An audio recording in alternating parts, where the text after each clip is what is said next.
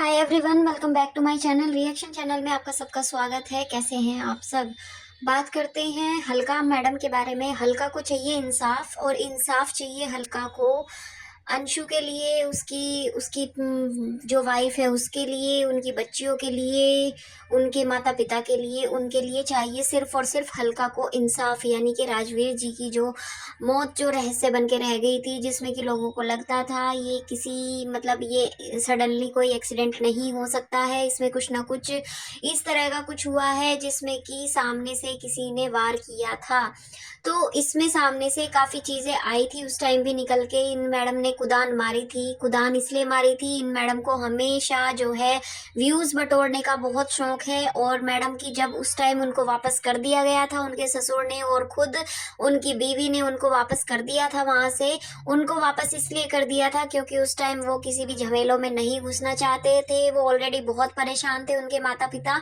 और जो लोग ये बोल रहे हैं पोस्टमार्टम जो है उस टाइम नहीं कराया नहीं कराया, तो उस चीज़ का फैसला भी उनके माता पिता ने नहीं लिया था। वो वहाँ पे उस टाइम जो पहुंचा था, यानी कि उनके राजवीर की वाइफ और उनके ससुराल पक्ष वाले लोग जो भी वहां सबसे पहले हॉस्पिटल में पहुंचे थे, उन्होंने वो चीज करवाने से मना कर दिया था।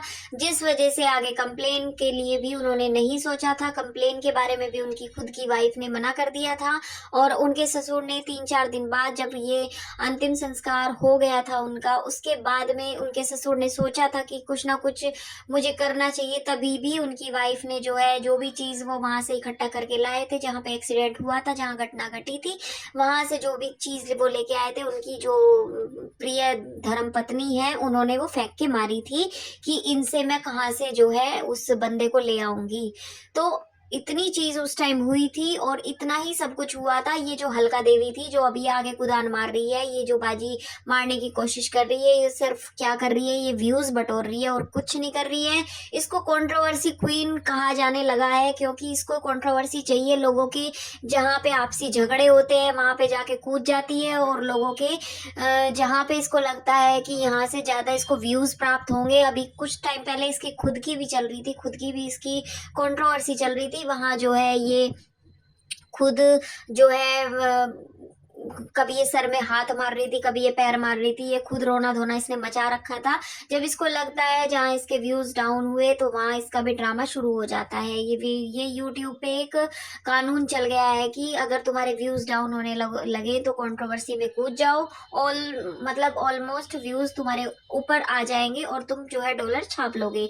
तो यहाँ पे मुझे लगता है कि अधिकतर लोगों ने यही ड्रामा रच रखा है। तो रही राजवीर को इंसाफ दिलाने की बात, ये कहती है वो मुझे सपने में दिखाई देते हैं, उनकी आत्मा दिखाई देती है, तो आपको कहते हुए थोड़ी बहुत लिहाज शर्म नाम की चीज आती है?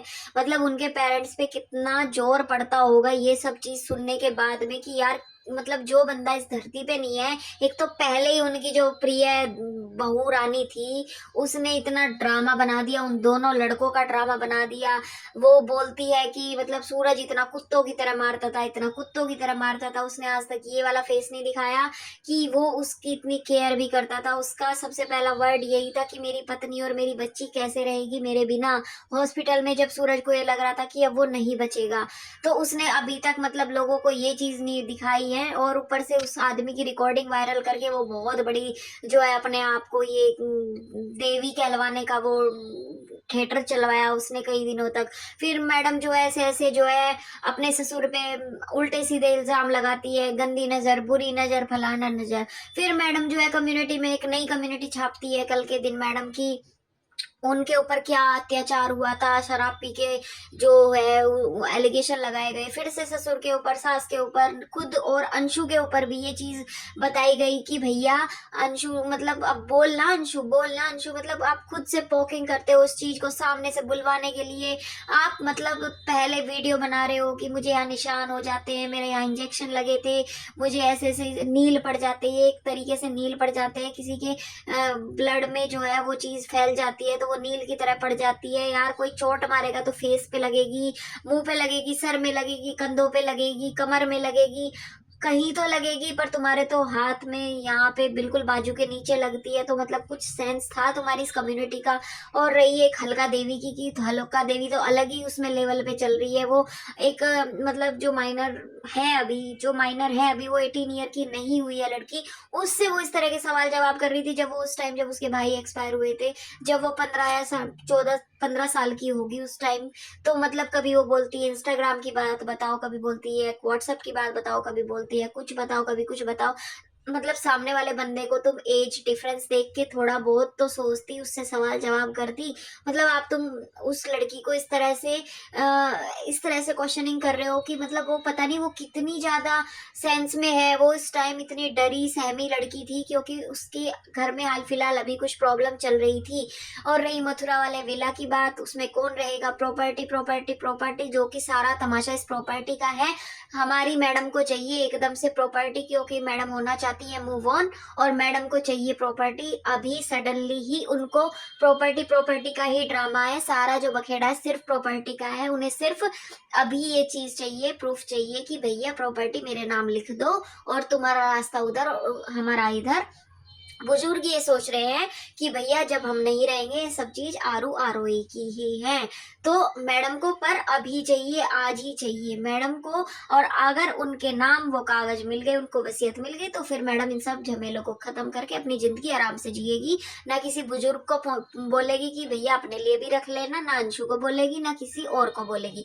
तो सारा झमेला जो है प्रॉपर्टी का ही है। और रही हल्का देवी आप जो है रहने दीजिए, ये सब चीज खत्म कर दीजिए बहन। और अगर आपको सच में किसी से सिंपैथी है तो उसको ऑफ कैमरा करिए, वो कार्यवाही आप ऑफ कैमरा करिए, ना कि ऑन कैमरा दिखा दिखा के कि अब मैं ये कर रही हूँ वो कर रही हूँ। आप सामने जिसने भी एक्सीडेंट किया था, जिसने भी मतलब ऐसी घटना घटी थी उनके साथ में, भाई के साथ में, तो आप उसको तो आप सारी चीज अपने आप ही बता रही है कि अब मैं ये स्टेप उठा रही हूँ, तो तुम सतर्क हो जाना। तो थोड़ा सोच समझ के अपना कदम उठाओ। और अगर आपको आत्मा अगर दिखाई देती है तो कोर्ट में भी बताना कि जज साहब मुझे इस तरह से आत्मा आई थी मेरे पास, और आप ना उनका कोई रिश्ता है आपका, ना कोई मतलब बहन हो, ना उनकी भाभी हो, ना आप उनका कोई सगा संबंधी हो, तो जज साहब आपसे भी सवाल करेंगे कि आप हो कौन।